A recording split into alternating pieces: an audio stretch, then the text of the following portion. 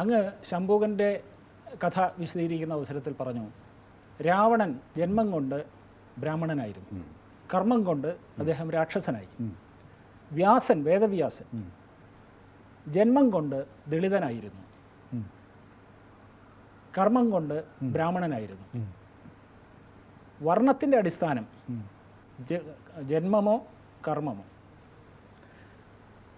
വർണ്ണം സ്വഭാവത്തിൻ്റെ അടിസ്ഥാനത്തിലുള്ള ഒരു തരംതിരിവാണ്.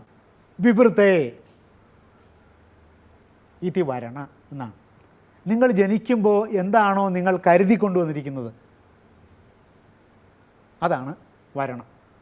അതിൽ നിന്നാണ് വർണ്ണം എന്നുള്ള ശബ്ദം ഉണ്ടാകുന്നത്. വരണം ചെയ്യുക എന്നതിൽ നിന്നാണ് വർണ്ണം എന്നുള്ള ശബ്ദം ഉണ്ടാകുന്നത്. ജനിച്ചപ്പോൾ നിങ്ങൾ എന്തൊക്കെ വാസനകളുണ്ട്, എന്തൊക്കെ സിദ്ധികൾ ജന്മനാ നിങ്ങൾക്ക് സിദ്ധിച്ചിട്ടുണ്ട്. ഒരുത്തൻ ജനിച്ചപ്പോൾ തന്നെ സംഗീതജ്ഞനാവാനുള്ള സിദ്ധിയുള്ളവനായിരിക്കും. എന്ന് വെച്ചാൽ അത് ആയുർവേദ പ്രകാരം പറഞ്ഞാൽ പിത്താധിക്യമുള്ള ശരീരമായിരിക്കും എന്നർത്ഥം. പിത്തൈർ അഗ്നി, അഗ്നിർ സംഗീത എന്നാണ് അഥർവവേദം. ഇപ്പോൾ പിത്തം എന്ന് പറയുന്നത് നമ്മൾ അവനൊരു പിത്തക്കാടിയാണെന്ന് പറയില്ലേ, അത് നമുക്കതിൻ്റെ അർത്ഥം അറിഞ്ഞിടാത്ത പറയുന്നത് കൊണ്ടാണ്. പിത്തം എന്ന് വെച്ചാൽ അഗ്നിയുടെ പര്യായമാണ് വേദത്തിൽ.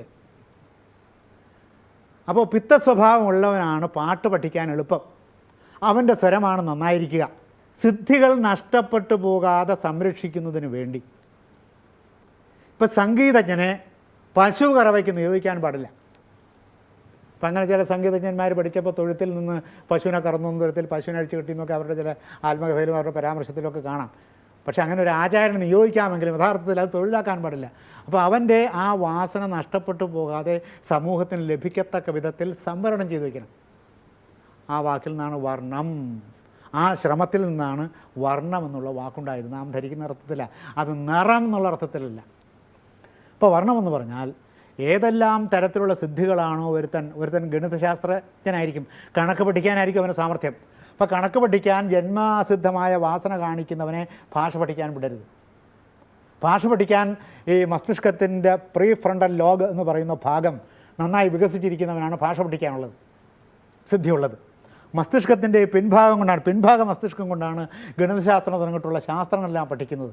അപ്പോൾ അവന് ഭാഷ പഠിക്കാൻ ഇത്തിരി ബുദ്ധിമുട്ടായിരിക്കും, മറ്റേ ആൾക്ക് ശാസ്ത്രങ്ങൾ പഠിക്കാനും ബുദ്ധിമുട്ടായിരിക്കും. അപ്പോൾ ശാസ്ത്രം പഠിക്കാൻ താല്പര്യമുള്ളവനെ ശാസ്ത്രം പഠിക്കാനും, ഭാഷകൾ പഠിക്കാൻ താല്പര്യമുള്ളവനെ ഭാഷകൾ പഠിക്കാനും, സാമൂഹിക ശാസ്ത്രങ്ങൾ പഠിക്കാൻ താല്പര്യമുള്ളവനെ സാമൂഹിക ശാസ്ത്രങ്ങൾ പഠിക്കാനും നിയോഗിക്കണം എന്നതാണ് ഈ വർണ്ണ സിദ്ധാന്തത്തിൻ്റെ പിന്നിലുള്ള ഏറ്റവും മഹനീയമായ ലക്ഷ്യവും ഉദ്ദേശവും. അപ്പോൾ ഭാരതീയ സംസ്കാരത്തെ അടിക്കാനുള്ള ഏറ്റവും കഠിനമായ ഒരു ഇരുമ്പ് കൂട്ടം, ഉരുക്കു കൂടം എന്ന നിലയിലാണ് ഇപ്പോൾ വർണ്ണം എന്നുള്ള വാക്ക് ആളുകൾ പ്രയോഗിച്ചുകൊണ്ടിരിക്കുന്നത്. വർണ്ണമെന്നതിന് യഥാർത്ഥത്തിൽ ആ അർത്ഥമില്ല.